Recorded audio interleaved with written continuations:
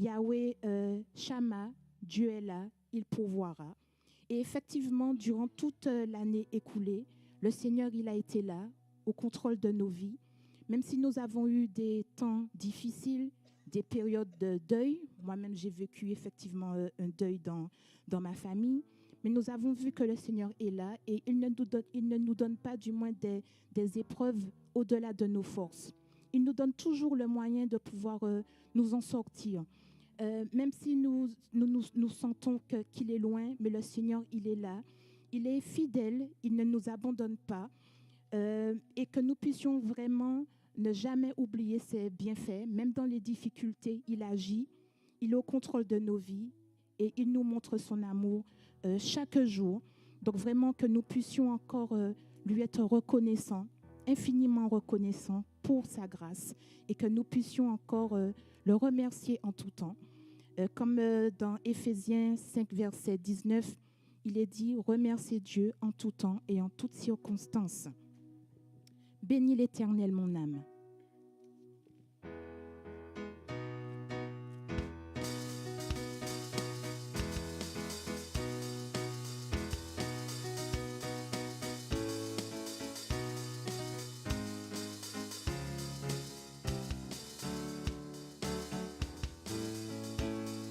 Bénis l'Éternel, mon âme. Bénis l'Éternel, mon âme. Sois émerveillé, sa fidélité ne dépendra pas des circonstances. Bénis l'Éternel, mon âme. Bénis l'Éternel, mon âme. Écoute sa voix, il dit que ta foi déplacera toutes les montagnes. Bénis l'Éternel, ô mon âme, quand tout s'effondre, sombre, je sais que tu es là et que m'importe si les portes se ferment sur mes pas. Je suis en marche sous l'arche de ton amour pour moi. Jésus, tu es roi. Et j'avance à ta suite. Bénis l'Éternel, mon âme. Bénis l'Éternel, mon âme. Sois émerveillé, sa fidélité ne dépendra pas des circonstances. Bénis l'Éternel, mon âme. Bénis l'Éternel, mon âme. Écoute sa voix, il dit que ta foi déplacera toutes les montagnes. Bénis l'Éternel, ô mon âme. Quand tout s'effondre, sombre, je sais que tu es là et que m'importe si les portes se ferment sur mes pas. Je suis en marche sous l'arche de ton amour pour moi. Jésus, tu es roi. Et j'avance à ta suite. Bénis l'Éternel, mon âme. Bénis l'Éternel, mon âme. Sois émerveillé, sa fidélité ne dépendra pas des circonstances. Bénis l'Éternel, mon âme. Bénis l'Éternel, mon âme. Écoute sa voix, il dit que ta foi déplacera toutes les montagnes. Bénis l'Éternel, ô mon âme. Amen.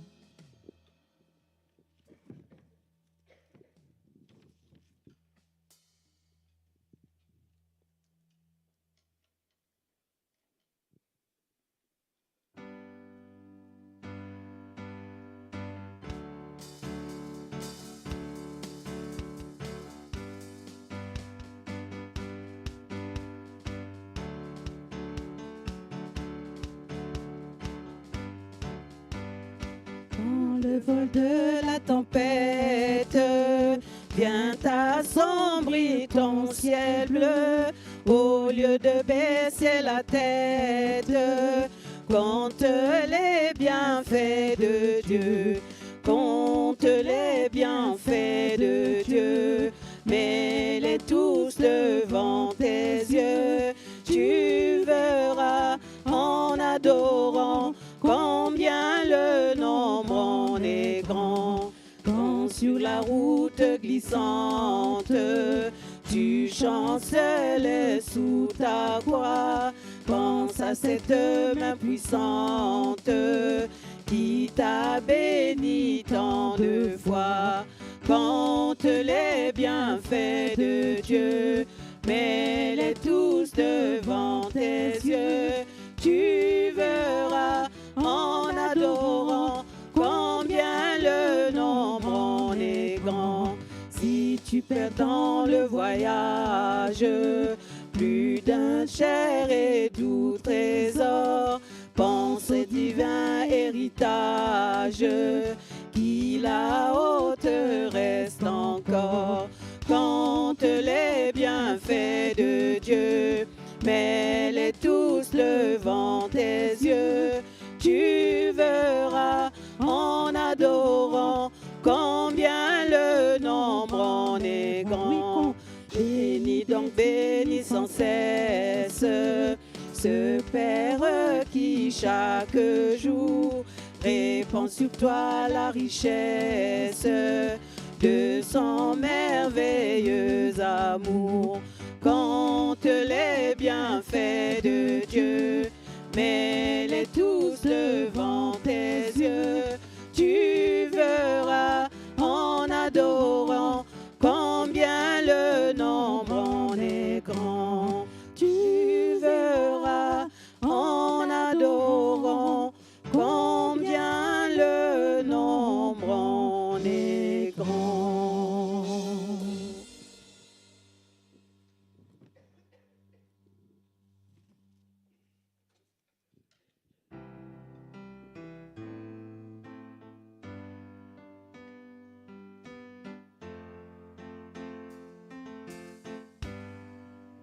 Oui, proclamons combien il est grand, combien il est majestueux.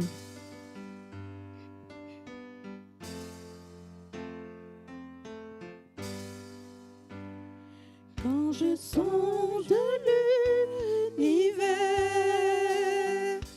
les astres que tu as créés, les océans, les mers, tout me révèle ta majesté. Alors mon âme veut s'écrier de tout mon cœur, je veux chanter. Alors mon âme veut s'écrier de tout mon cœur, je veux chanter.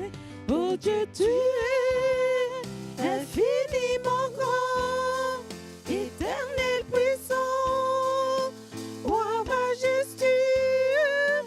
Oh Dieu, tu es infiniment grand, éternel puissant, roi majestueux.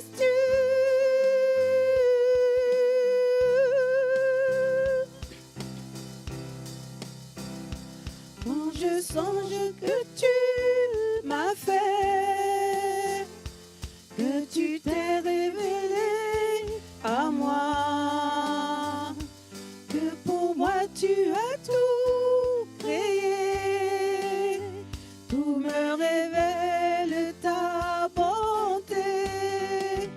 Alors mon âme veut s'écrier de tout mon cœur, je veux chanter.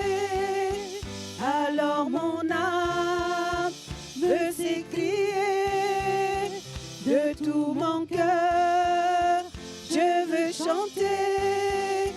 Oh Dieu, tu es infiniment grand, éternel puissant, roi majestueux.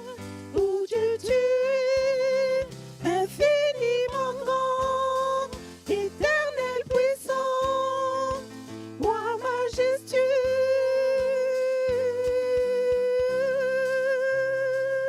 Dieu tu es. Mon Dieu tu es infiniment grand, éternel puissant, roi majestueux. Mon Dieu tu es infiniment grand, éternel puissant, roi majestueux.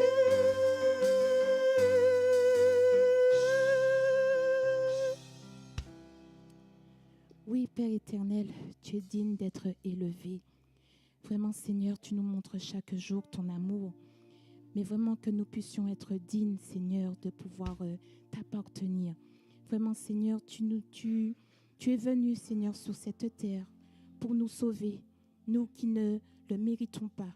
Mais vraiment que chaque jour, Seigneur, que nous puissions encore saisir ta grâce pour pouvoir vraiment chercher à pouvoir te plaire, que nous puissions avoir cette vie, Seigneur, qui te plaise, Seigneur, et que tu puisses encore nous façonner à ton image. Vraiment, Seigneur, que toute la gloire encore te revienne, car tu es le Dieu d'éternité. Et vraiment, je voudrais encore rester dans tes bras d'amour et je voudrais encore te dire combien je t'aime et combien, Seigneur, je t'adore. Nous arrivons à notre temps de prière et je vous invite encore à pouvoir être libre, de pouvoir prier, de pouvoir élever vos voix, de pouvoir, s'il le faut, chanter ou lire des passages.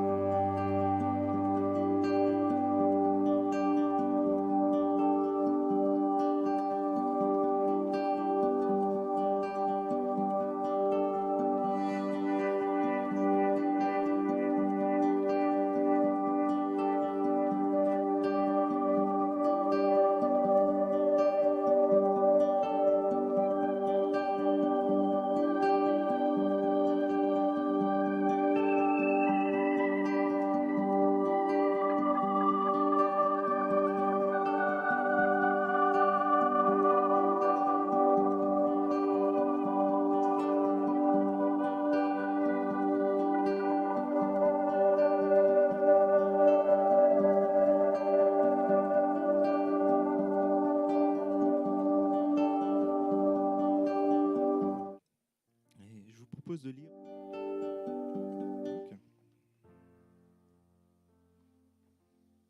Matthieu au chapitre 5. À la vue de ces foules, Jésus monta sur la montagne. Il s'assit et ses disciples s'approchèrent de lui. Puis il prit la parole pour les enseigner. Il dit : Heureux ceux qui reconnaissent leur pauvreté spirituelle, car le royaume des cieux leur appartient. Heureux ceux qui pleurent, car ils seront consolés. Heureux ceux qui sont doux, car ils hériteront la terre. Heureux ceux qui ont faim et soif de justice, car ils seront rassasiés. Heureux ceux qui font preuve de bonté, car on aura de la bonté pour eux. Heureux ceux qui ont le cœur pur, car ils verront Dieu. Heureux ceux qui procurent la paix, car ils seront appelés fils de Dieu. Heureux ceux qui sont persécutés pour la justice, car le royaume des cieux leur appartient. Heureux serez-vous lorsqu'on vous insultera, qu'on vous persécutera, qu'on dira faussement de vous toutes sortes de mal à cause de moi. Réjouissez-vous et soyez dans l'allégresse, parce que votre récompense sera grande au ciel. En effet, c'est ainsi qu'on a persécuté les prophètes qui vous ont précédés. Vous êtes le sel de la terre, mais si le sel perd sa saveur, avec quoi lui la rendra-t-on ? Il ne sert plus qu'à être jeté et piétiné par les hommes. Vous êtes la lumière du monde. Une ville située sur une montagne ne peut être cachée. On n'allume pas non plus une lampe pour la mettre sous un seau, mais on la met sur son support et elle éclaire tous ceux qui sont dans la maison. Que de la même manière, votre lumière brille devant les hommes, afin qu'ils voient votre belle manière d'agir et qu'ainsi ils célèbrent la gloire de votre Père céleste. C'est Jésus qui nous présente son royaume, qui nous présente ses bénédictions, même si nous vivons dans un monde qui est en révolte contre Dieu, nous pouvons nous attendre à Jésus, à son royaume. Et c'est pour cela que Jésus est venu dans le monde. C'est parce qu'il nous a aimés, mais aussi pour inaugurer ce royaume, racheter ceux qui étaient perdus, pour que nous aussi, nous fassions partie de ce royaume. C'est pour ça que Jésus nous demande de nous rappeler régulièrement ce qu'il a accompli, mais aussi notre espérance. Et cette espérance inclut aussi la venue du royaume de Dieu complètement au retour de Christ. Et c'est pour ça que je vous invite à lire Matthieu chapitre 26. Verset 26.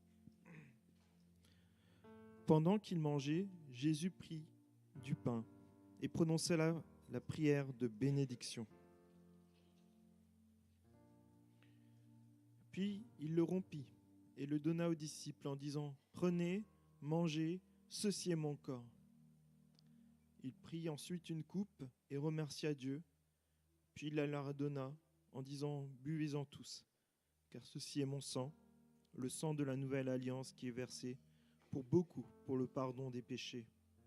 Je vous le dis, je ne boirai plus désormais de ce fruit de la vigne jusqu'au jour où je le boirai à nouveau avec vous dans le royaume de mon Père. C'est une invitation et Christ nous invite à célébrer ensemble cette alliance qu'il scelle avec nous par son sang, par son corps brisé à la croix pour nous. Et je vous invite pour ceux qui ont pris cette décision que Jésus c'est leur chef, leur Seigneur, leur Sauveur, de pouvoir participer à ce temps pour se rappeler et puis peut-être dans les temps difficiles de cette année, se rappeler qu'il est avec nous, que dans nos tristesses, il est avec nous, mais aussi qu'il nous confie une mission, d'avoir du goût, d'être la lumière, pas de nous-mêmes, mais de refléter Christ. Et je nous invite à pouvoir prendre part à cette sainte scène, part à se souvenir de qu'est-ce que Christ a fait, mais aussi de cet appel et aussi de cette espérance. Merci Père, parce que tu as envoyé Christ à notre rencontre, parce que tu ne voulais pas que nous nous perdions dans un royaume qui n'est pas le tien, que nous soyons esclaves du péché et de la mort, mais tu as envoyé Jésus pour nous racheter, pour nous libérer, pour nous donner une espérance, pour nous donner la vie, pour nous donner du goût, pour que nous ne marchions pas dans les ténèbres, mais dans ta lumière. Et alors que nous sommes rassemblés, je te prie, s'il te plaît, que nous puissions le prendre en union, Seigneur, avec toi, par ton Saint-Esprit, et nous rappeler chacune de tes promesses, chacun de tes bienfaits, et que nous puissions être ton royaume, que ton royaume puisse prendre de plus en plus de place dans nos cœurs, dans nos pensées, dans notre Église, et que dans ce monde, davantage de personnes te connaissent. Je te prie ainsi dans le nom de Jésus-Christ. Amen.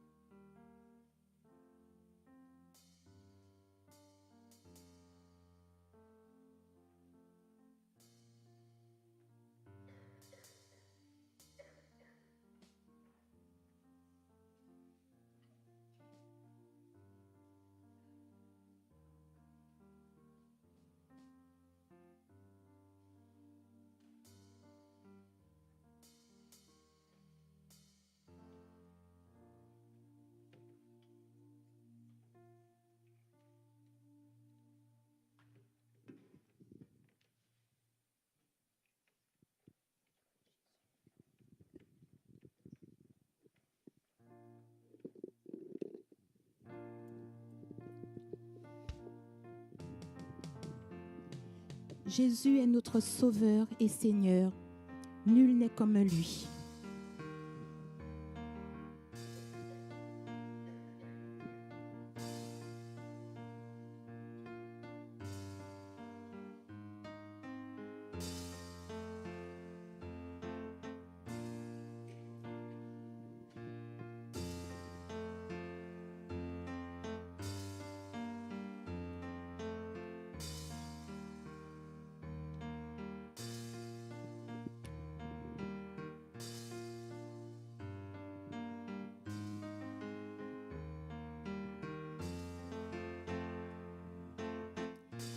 Ô Jésus, mon Sauveur, Seigneur, nul n'est comme toi. Jour après jour, je te louerai, car ton amour est merveilleux.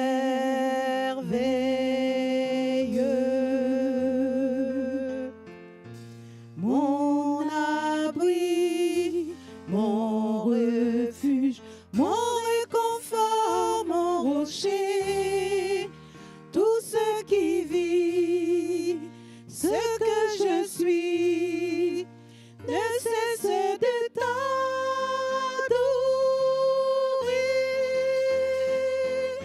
Chantons Seigneur Christ.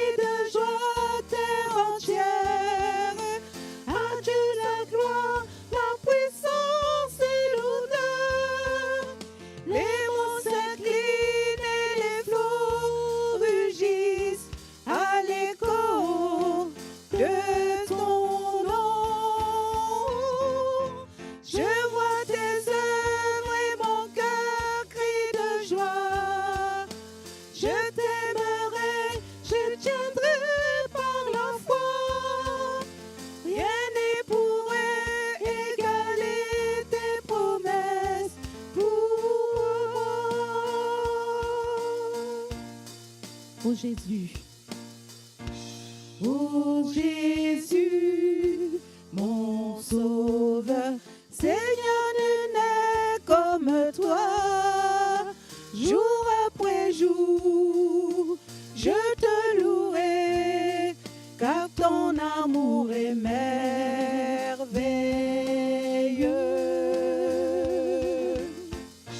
Mon abri, mon refuge, mon réconfort, mon rocher, tout ce qui vit, ce que je suis, ne cesse de t'adorer.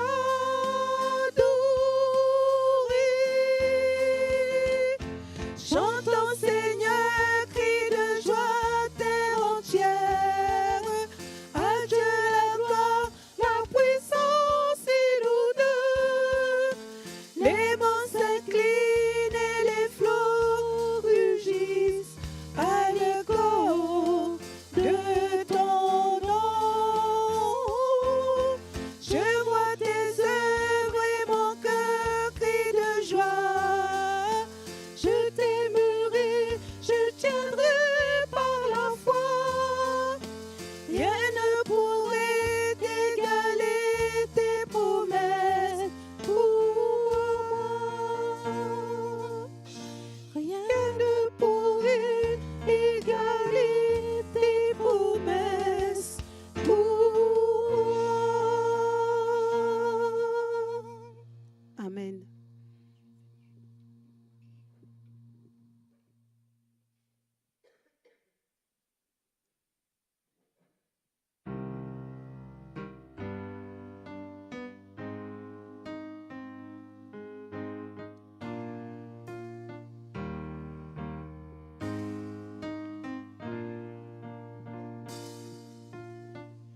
Tu es venu jusqu'à nous, quittant la gloire de ton ciel. Tu es venu nous servir, donnant ta vie pour nous sauver. Dieu Tout-Puissant, roi serviteur, tu nous appelles tous à te suivre et à t'offrir nos corps en sacrifice. À toi l'honneur, roi serviteur.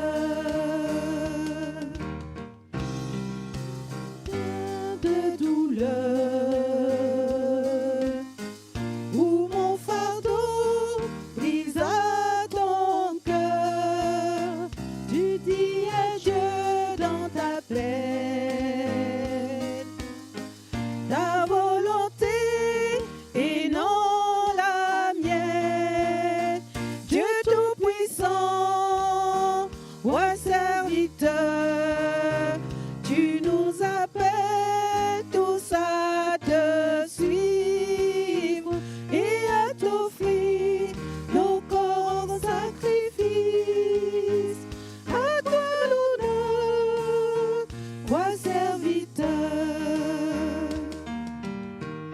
Voyez ses mains et ses pieds, pour nous témoins du sacrifice.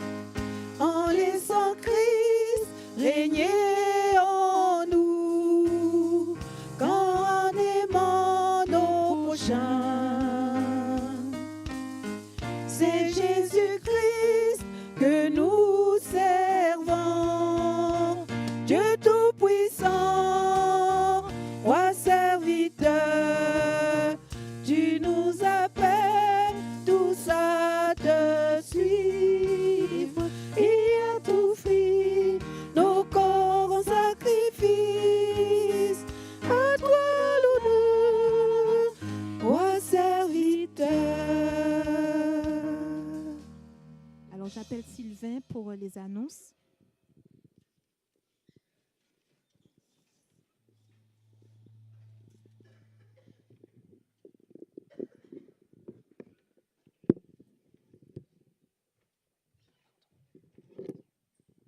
Merci. Je vous invite à saluer votre voisin de gauche, de droite. Vous pouvez même circuler un peu, n'hésitez pas.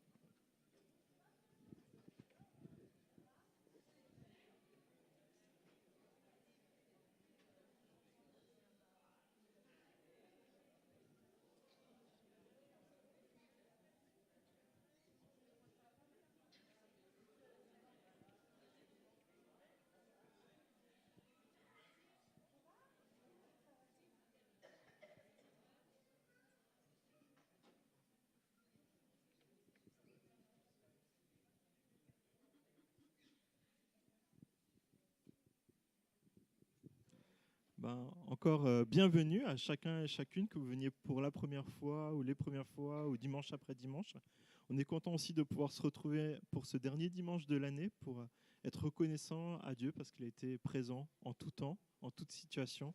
Donc c'est aussi une façon de le célébrer, de pouvoir se retrouver ensemble pour ce dernier dimanche de l'année. Et je veux simplement vous donner quelques informations sur la vie de l'Église pour les prochaines semaines. 1, 2. Voilà. C'est bon? On venait content d'être ensemble? Voilà, c'est ce que je disais. Je vais juste donner quelques nouvelles par rapport à la vie de l'Église pour les prochaines semaines. Jessica, si tu es avec moi, s'il te plaît. Ah, peut-être pas. Je vais essayer de m'en souvenir par cœur en attendant. Vous m'aidez si jamais. Alors, le 17 janvier, on a une soirée prière et louange avec les autres églises du sud du département. Donc c'est vraiment une date à noter dans votre agenda. C'est le vendredi, le lendemain, il n'y a pas école normalement.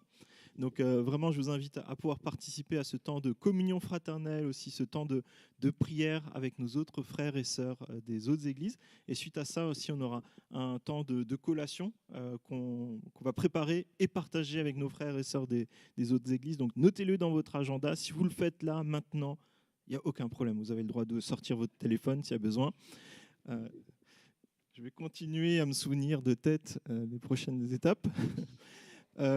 Aussi, si vous n'êtes pas encore baptisé, on vous invite vraiment à avoir une réflexion basée sur la Bible pour cheminer dans ce que la Bible dit du baptême et si c'est le cas aussi de pouvoir vous faire baptiser à la suite. Donc si vous n'êtes pas baptisé, je vous invite à pouvoir peut-être venir me voir ou peut-être prendre contact avec l'équipe d'accueil pour être contacté dans la semaine.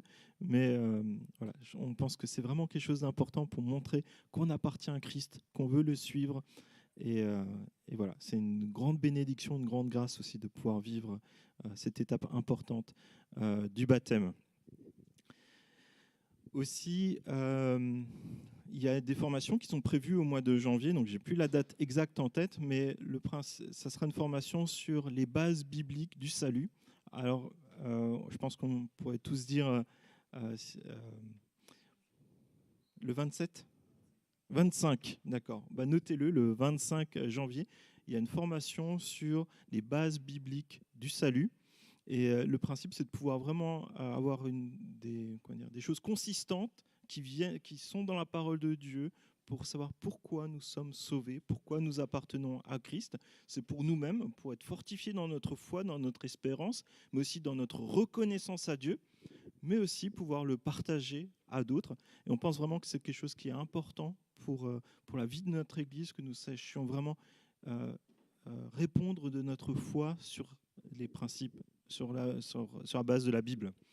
Aussi, si vous venez pour les premières fois aussi, il y aura un temps aussi de présentation de la vie d'église, donc n'hésitez pas à laisser vos coordonnées, ça permettra de vous inviter à ces rencontres-là, puis aussi de recevoir semaine après semaine les informations de la vie de l'église. Et aussi, vous avez la possibilité, si vous le souhaitez, de pouvoir contribuer avec une partie de ce que Dieu nous confie. Il nous a donné beaucoup de choses cette année. Il a pourvu à tout ce qu'on avait besoin, jour après jour, à la vie, aux finances, à un toit. Et on est vraiment reconnaissant de ça à Dieu. Et c'est aussi une façon de pouvoir lui donner une partie de ce qu'il nous a confié comme des bons intendants et aussi de pouvoir s'attendre à lui pour cette nouvelle année. Donc là, c'est avec le tronc qui se trouve ici, donc sa boîte en bois, et sinon les informations qui se trouvent avec l'équipe d'accueil ou sinon sur le site internet. Et j'invite aussi Herbert, notre prédicateur, à s'approcher, puis je prierai pour lui. Donc Herbert qui est un des anciens de l'Église.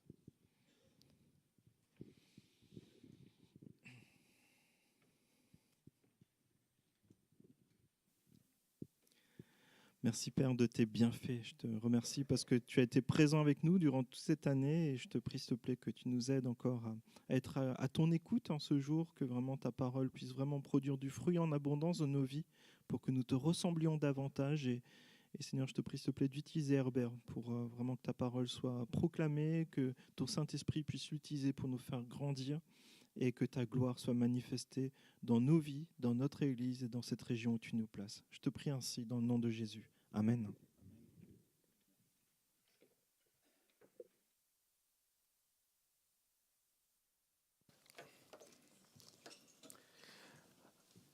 Merci Sylvain. Vous m'entendez bien?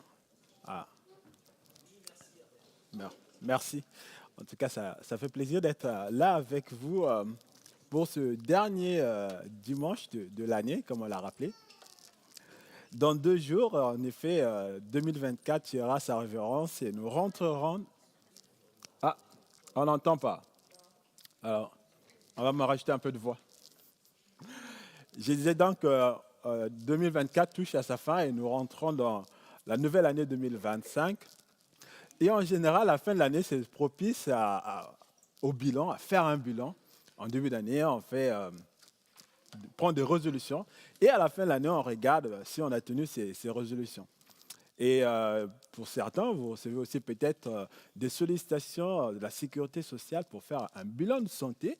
Et donc, nous aussi, aujourd'hui, on peut prendre le temps de faire un petit bilan de santé, de notre santé spirituelle, de notre relation avec Jésus-Christ, autant pour l'année 2024 que pour toute notre vie, tout simplement. Alors, je dirais aussi que ce que je vais dire là et le bilan qu'on va tirer, ce n'est pas exhaustif. Chacun de nous peut vraiment continuer à cheminer, à chercher vraiment à connaître le vrai bilan de sa santé spirituelle. Et pour ça, on peut s'appuyer bien sûr sur la Bible, mais aussi sur d'autres livres, notamment qui existent. Mais moi, je vous propose de voir le bilan spirituel au travers d'un évangile, au travers de la conversation de Jésus avec un homme. C'est reporté dans 3 évangiles sur 4, mais nous lirons dans l'évangile de Marc, le verset 10, chapitre 10, versets 17 à 22, et il s'agit en fait de l'histoire du jeune homme riche. Donc, je vous propose de voir ça en 3 points. Le premier point, donc les versets 17 à 18, qui nous montrent qu'il est nécessaire de faire un bon choix du médecin pour avoir un diagnostic pertinent. Les versets 19 à 20, que la pratique contribue à la bonne santé spirituelle, ou conforte la santé spirituelle. Et le verset 21 à 22, la révélation des carences et aussi les remèdes. Je propose de lire dans la version Parole de vie. Donc, merci. Le choix du bon médecin pour un diagnostic pertinent. Au moment où Jésus veut partir, un homme arrive en courant. Il se met à genoux devant lui et lui demande : « Bon maître, que dois-je faire pour recevoir la vie avec Dieu pour toujours ?» Jésus lui répond : « Pourquoi m'appelles-tu bon ? Personne n'est bon sauf Dieu. » C'est là où s'arrête la première lecture. Ce jeune homme est juif, donc des traditions juives, et se préoccupe de la suite de son avenir après la vie ici-bas sur terre. Il est conscient que la vie ne s'arrête pas ici-bas sur terre, mais qu'il y a autre chose après la mort. Et ça, c'était un sujet un peu de controverse, même au sein du peuple juif, parce que pour certains, la vie après la mort n'existait pas. Mais si en effet la perspective de l'éternité n'existait pas, la vie sur terre aurait une toute autre saveur.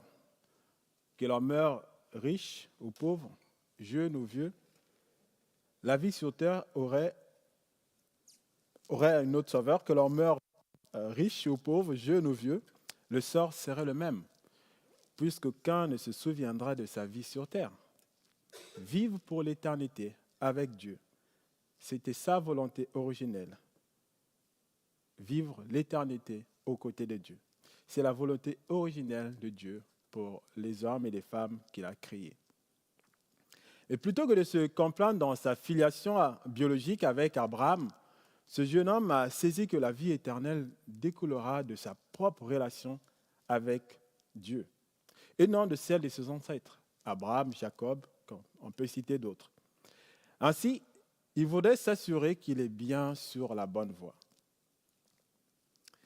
En ce moment, il y a le Vendée Globe et j'imagine un peu ces navigateurs en plein milieu de l'étendue de l'océan.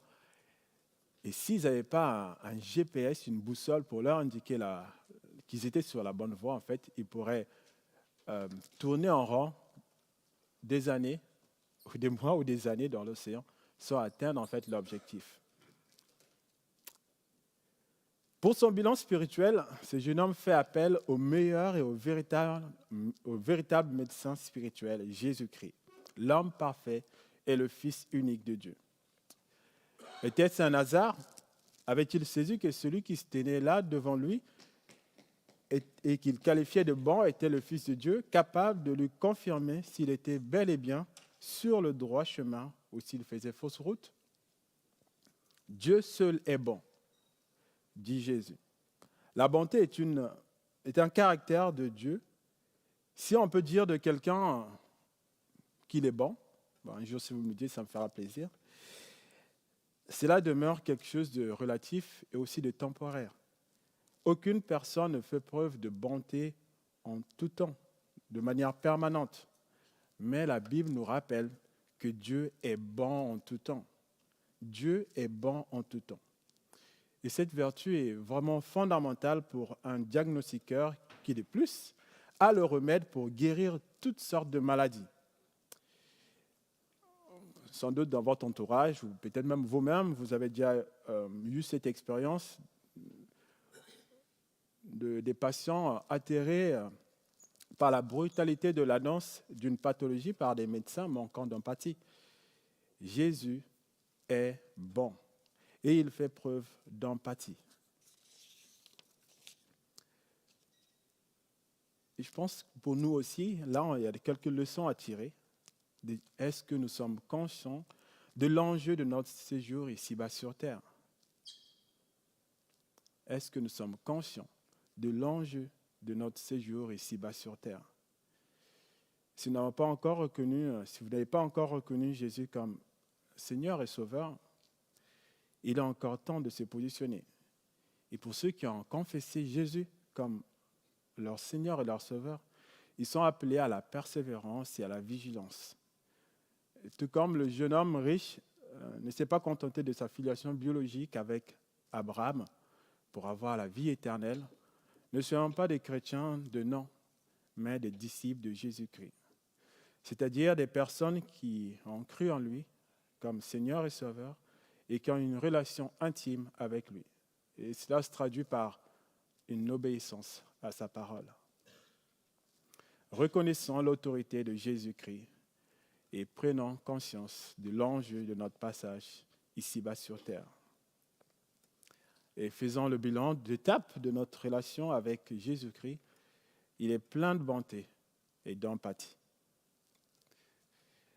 La suite du texte, versets 19 à 20, montre que la pratique conforte la santé spirituelle. Je continue la lecture. Tu connais les commandements. Ne tue personne, ne commets pas d'adultère, ne vole pas, ne témoigne pas faussement contre quelqu'un, ne fais pas de mal aux autres, respecte ton père et ta mère. L'homme lui dit, Maître, j'obéis à tout cela depuis ma jeunesse. Le questionnaire de bilan de santé spirituel débute par une série de renseignements qui peut sembler anecdotique, mais qui aboutira à une conclusion pertinente sur l'état de santé du jeune homme riche. Et cette section du questionnaire concerne la relation dite horizontale, la relation avec les autres. Il rappelle le deuxième plus grand principe d'une bonne santé spirituelle, aimer son prochain comme soi-même. Et ça, c'est Jésus qui le dit encore dans Marc 12, verset 31. Voici le deuxième, tu aimeras ton prochain comme toi-même. Et le jeune homme semble exceller dans cette section car dès sa jeunesse, dit-il, il a pris la résolution éprouvée de satisfaire aux exigences de Dieu dans les relations humaines. Et plus tard, Jésus, dans son ministère, donnera sa conception de l'amour dans les relations humaines. Jean 13, 34. Je vous donne un commandement nouveau. Aimez-vous les uns les autres. Comme je vous ai aimé, vous aussi, aimez-vous les uns les autres. Comme je vous ai aimé, vous aussi, aimez-vous les uns les autres. L'amour envers son prochain doit donc s'inspirer de celui de Jésus-Christ, de celui que Jésus a eu envers ses prochains. Il les a aimés au point de donner sa vie pour leur salut. Et nous sommes encore aujourd'hui au bénéfice de cet amour et du sacrifice de Jésus-Christ. Peut-être que toi aussi, dans cette section, ton score est au top, que tu as excellé dans les relations humaines et que tu peux dire, j'ai aimé l'autre comme moi-même. J'ai juste envie de dire, gloire à Dieu et continue dans cette lancée. Et si tu es peut-être comme moi et que tu penses ne pas avoir été à la hauteur de l'exigence de Dieu et que tu n'as pas aimé de l'amour sacrificiel de Jésus-Christ, reconnais-le, demande l'aide de Jésus-Christ. Plutôt une maladie est diagnostiquée et soignée, moins elle prendra de l'ampleur et moins elle aura des conséquences néfastes ou préjudiciables qui peuvent aller jusqu'à la mort. Il y a de l'espérance et de renouvellement si nous nous confions en Jésus-Christ et si nous désirons vivement le changement dans ce domaine. Manifester l'amour véritable est un baromètre important de la santé spirituelle. Manifester l'amour véritable est un baromètre important de la santé spirituelle. On continue la lecture. Les versets 21 à 22 qui nous montrent la révélation des carences, j'ai envie de dire, du jeune homme et aussi le remède que propose Jésus. Jésus le regarde avec amour et lui dit, « Une seule chose te manque. Va, vends ce que tu as et donne l'argent aux pauvres. Alors tu auras des richesses auprès de Dieu. Ensuite, viens et suis-moi. » Mais quand cet homme entend cela, il prend un air sombre et il s'en va tout triste parce qu'il possède beaucoup de choses.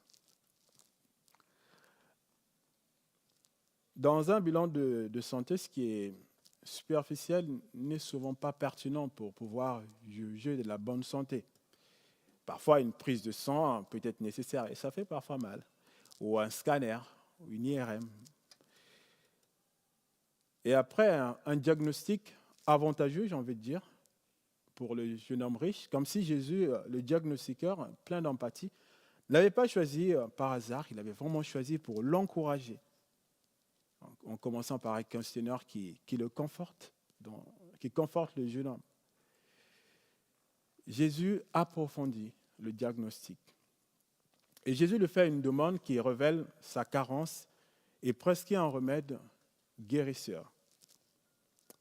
Le patient semble sonné, non pas par le diagnostic, mais plutôt par le remède. Car le remède consiste à une privation de ses privilèges et peut-être même de son rang social. Celui qui s'était empressé de venir faire un bilan de santé Il semblait reconnaître l'autorité de Jésus-Christ et nonchalant à appliquer le traitement qui est prescrit.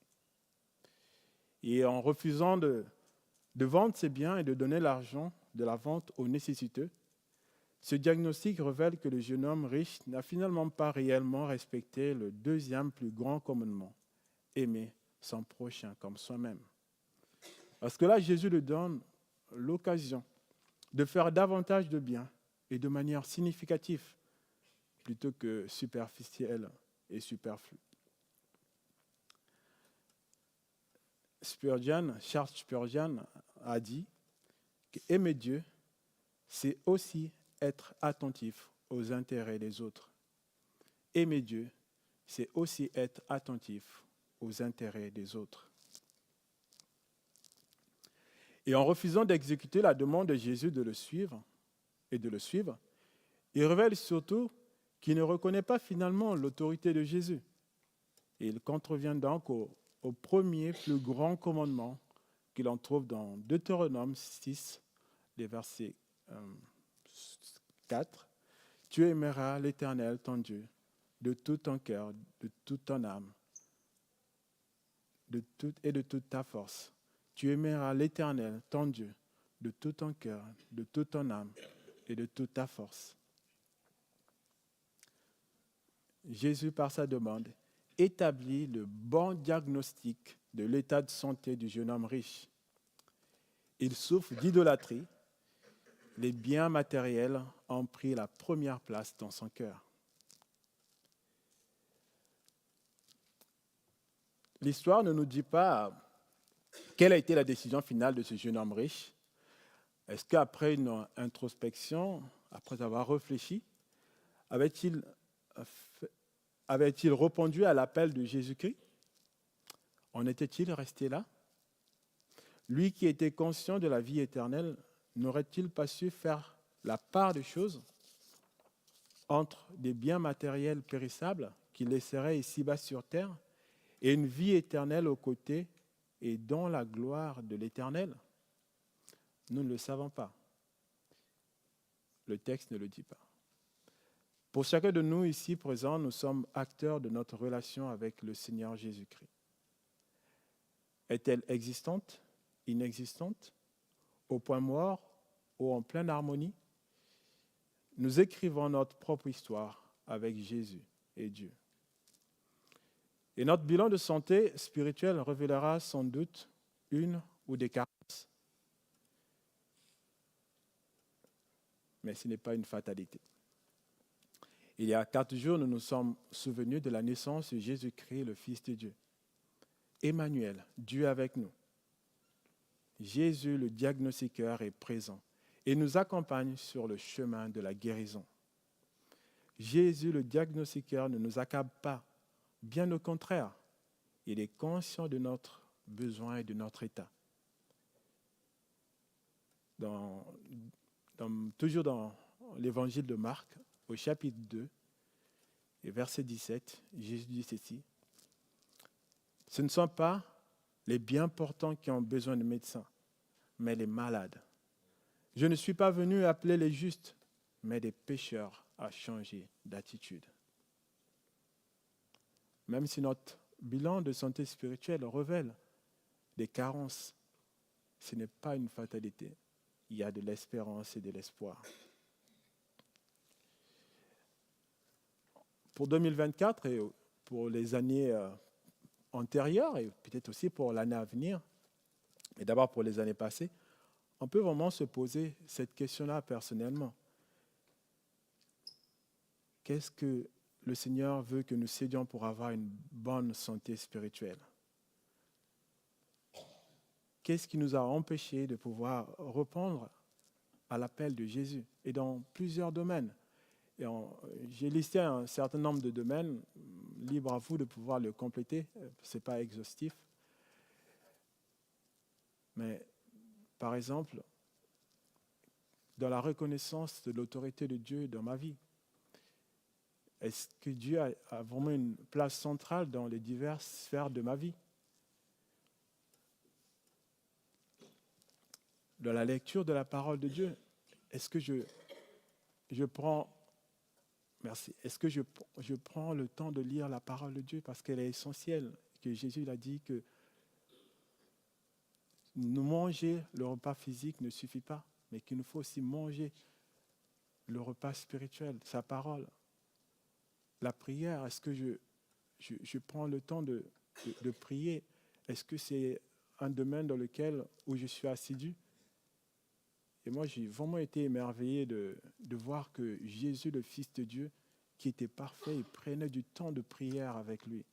Et moi, c'est ce qui m'a vraiment encouragé à un moment en me disant, mais si Jésus le faisait, c'est que c'était important et que moi aussi, je dois le faire. Et ce sont des domaines dans lesquels moi aussi, je dois progresser. Alors, rassurez-vous, hein, je n'ai pas atteint tous ces objectifs, je suis comme vous. Le pardon à accorder à ceux qui nous ont offensés. Est-ce qu'au cours de 2024 ou les années passées, c'est un domaine dans lequel où Dieu m'a montré des choses à faire et je n'ai pas fait? Est-ce qu'il y a quelqu'un qui mérite mon pardon? Rappelons-nous que Dieu nous dit qu'il nous pardonne à condition que nous aussi nous pardonnons aux autres. C'est dans le Notre Père. La communion fraternelle de manière authentique et l'amour envers les non-chrétiens. Dieu nous a, en croyant en Jésus-Christ, nous a fait entrer dans une grande famille et veut que nous soyons des frères et des sœurs dans cette famille, de manière authentique. Il veut aussi que nous manifestions de l'amour envers ceux qui ne le connaissent pas encore. L'engagement aussi dans la vie de l'Église, la vie de l'Église locale, est-ce que je suis juste un chrétien du dimanche ou je suis un chrétien qui prend sa place dans l'Église, là où Dieu l'a placé avec ses dons? La recherche de la croissance spirituelle, est-ce que j'aspire vraiment à connaître davantage Dieu pour mieux le servir, pour mieux le respecter? Et la sanctification, est-ce que je prends conscience que Dieu m'appelle à être à part, à ne pas me complaire dans des activités ou dans des domaines qui ne le glorifient pas? Et puis l'évangélisation.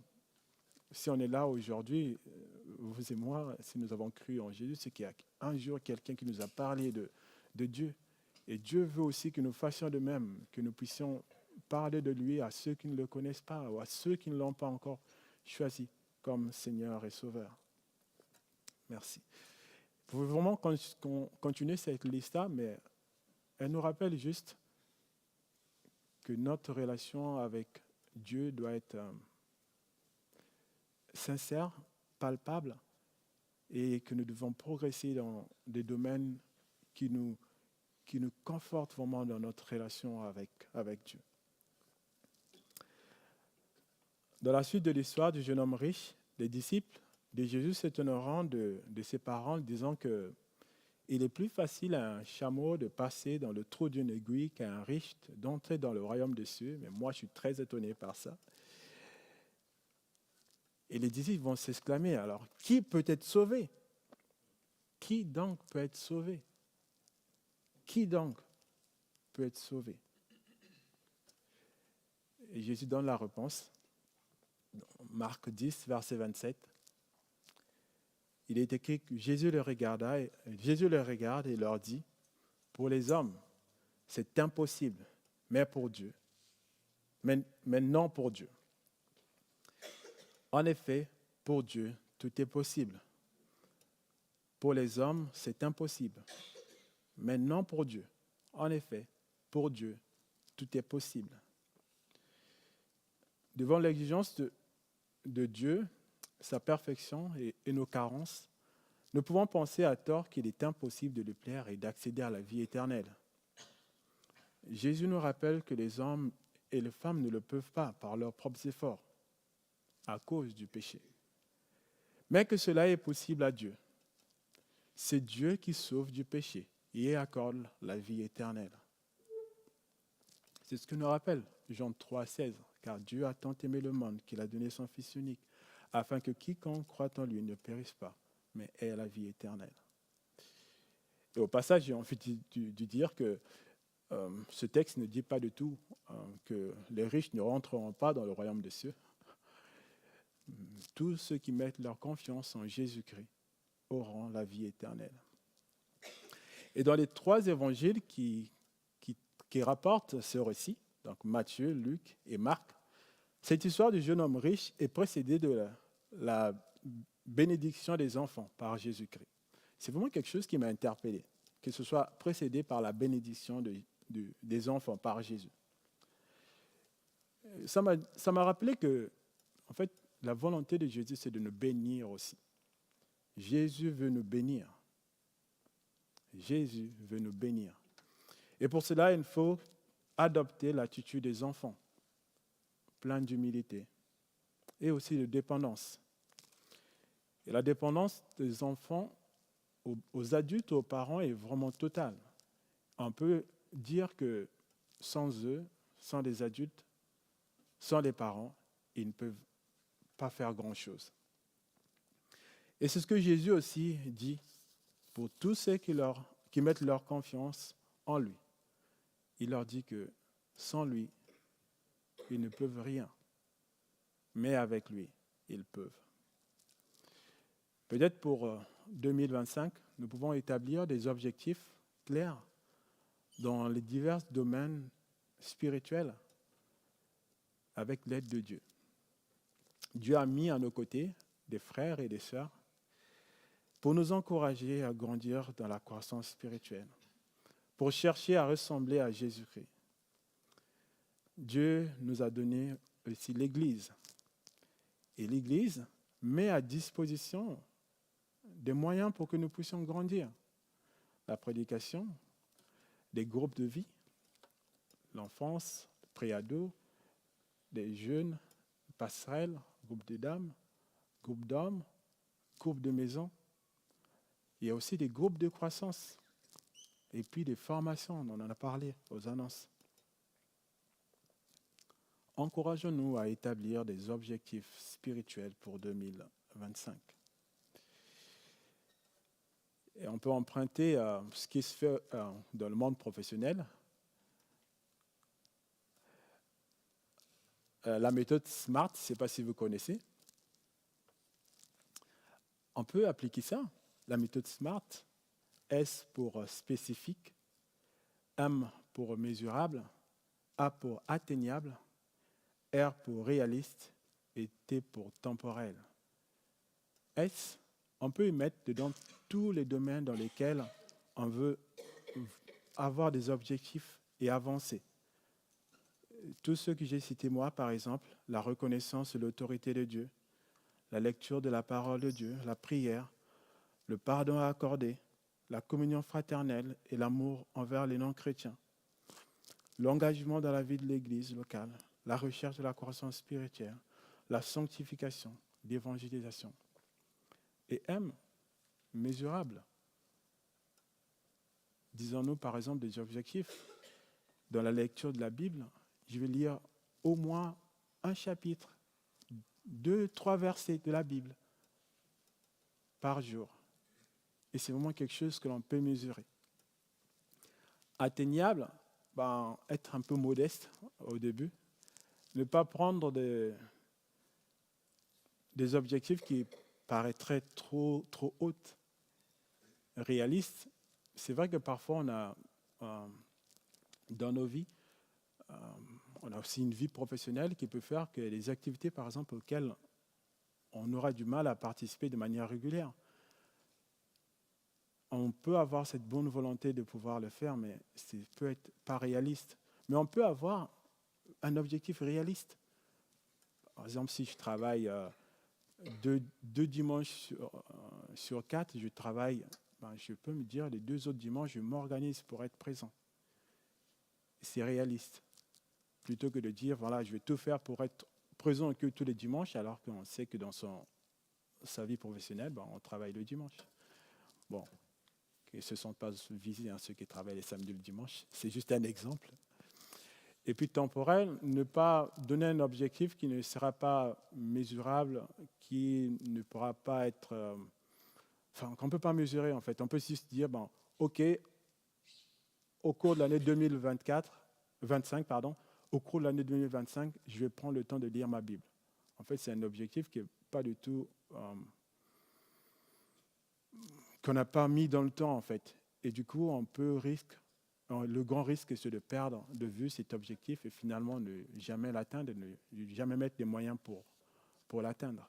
Alors que si on dit, tous les jours, à partir du 1er janvier 2025, je vais faire l'effort de lire au moins un verset de la Bible, un chapitre de la Bible. C'est un objectif qu'on a marqué dans le temps et on peut le mesurer. Voilà un outil et je vous encourage surtout à utiliser ce que l'Église a mis à disposition. Et moi, je trouve que les groupes de croissance, c'est vraiment quelque chose de bien qui permet vraiment de s'encourager les uns les autres de la lecture de la Bible. Les groupes de maison également, c'est vraiment quelque chose de fondamental qui nous permet déjà entre nous de mieux nous connaître et de pouvoir échanger sur nos défis, de pouvoir s'encourager, prier ensemble et grandir dans la maturité spirituelle. Oui. Soyons conscients de l'enjeu de notre passage ici-bas sur terre et de la nécessité d'être en bonne santé spirituelle. Je cite encore Spurgeon qui dit que entretenir une communion perpétuelle avec le Seigneur Jésus est la première chose qui donne la santé à notre âme. Entretenir une communion perpétuelle avec le Seigneur Jésus est la première chose qui donne la santé à notre âme, exalte sa gloire et nous rend utiles.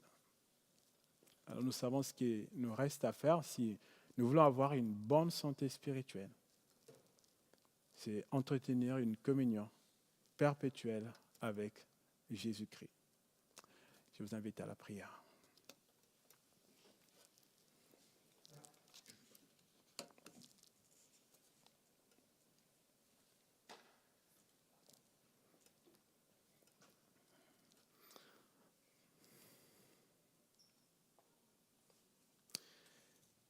Seigneur, tu as dit que tu as mis devant nous la vie et la mort et tu nous demandes de choisir la vie. Et ça peut être facile de dire, oui, je choisis la vie. Nous voulons être conscients de cela, ce que cela implique de choisir la vie. Choisir la vie, c'est accepter de te mettre à la première place dans notre vie et dans notre cœur. Choisir la vie, c'est accepter de devenir ton disciple et de marcher selon ta parole et ta parole seule. Et c'est un exercice qui peut paraître trop haut pour nous, un objectif qui peut paraître trop haut pour nous, parce que ta parole, elle est parfaite, elle est pure, et nous sommes des personnes qui ne sont pas parfaites. Et pourtant, tu nous dis que l'accès à la vie est possible, parce que toi, tu as tout accompli à la croix. Pour quiconque met sa confiance en toi, pour quiconque croit en toi. Seigneur, donne-nous de nous rappeler cela et donne-nous d'être intentionnels dans notre manière de vivre en 2025. Que nous puissions rechercher ce qui contribue à notre relation avec toi, ce qui nous permet de rester attachés à toi et de vivre par toi. Donne-nous, Seigneur, dans les domaines où nous avons été défaillants en 2024, d'être encouragés par ton esprit, d'être saisis par ton esprit et qui nous enseigne, qui nous émonde et qui nous donne de grandir dans ces domaines. Oui, nous voulons te mettre à la première place dans notre cœur. Nous voulons prendre le temps de lire ta parole parce qu'elle est vitale pour nous. Nous voulons, Seigneur, faire preuve d'amour envers toutes les personnes que nous rencontrons, tout comme toi tu l'as fait. Nous voulons être dans l'Église comme des des pierres vivantes que tu nous donnes à chacun de pouvoir mettre à disposition des autres les dons que tu nous as donnés. Oui, je prie au Seigneur pour que nous puissions apprendre à pardonner à ceux qui nous ont offensés, tout comme toi, tu nous pardonnes. Et cela t'a coûté. Oui, je prie pour que nous puissions transmettre cet évangile, que nous soyons des témoins là où tu nous places, que nous puissions en parler dans nos familles, que nous puissions en parler dans notre voisinage, dans les différentes sphères de notre vie au Seigneur.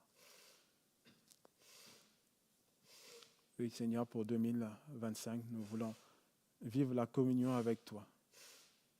Que tu sois notre maître, que tu sois notre guide et que la gloire te revienne pour nos vies. Au nom puissant de Jésus. Amen.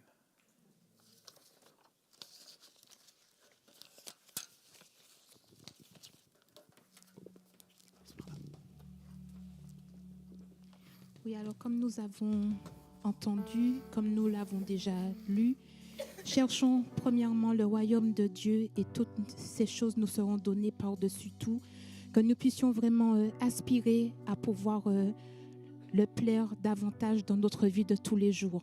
Je vous invite à vous lever et nous allons chanter cet ancien chant « Cherchez d'abord le royaume de Dieu et sa justice ».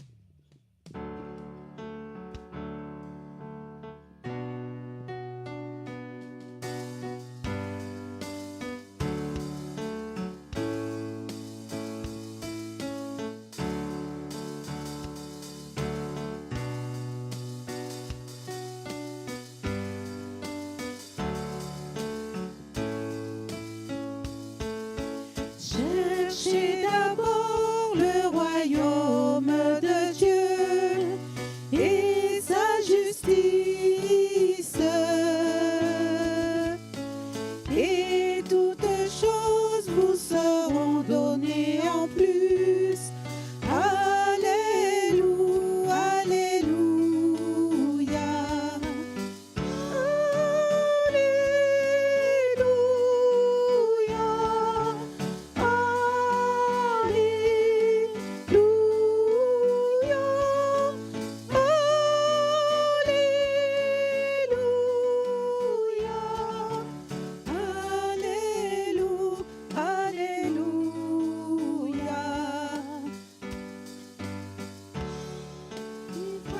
Pas de pain seulement, mais de toute parole qui sortira de la bouche de Dieu. Alléluia, alléluia.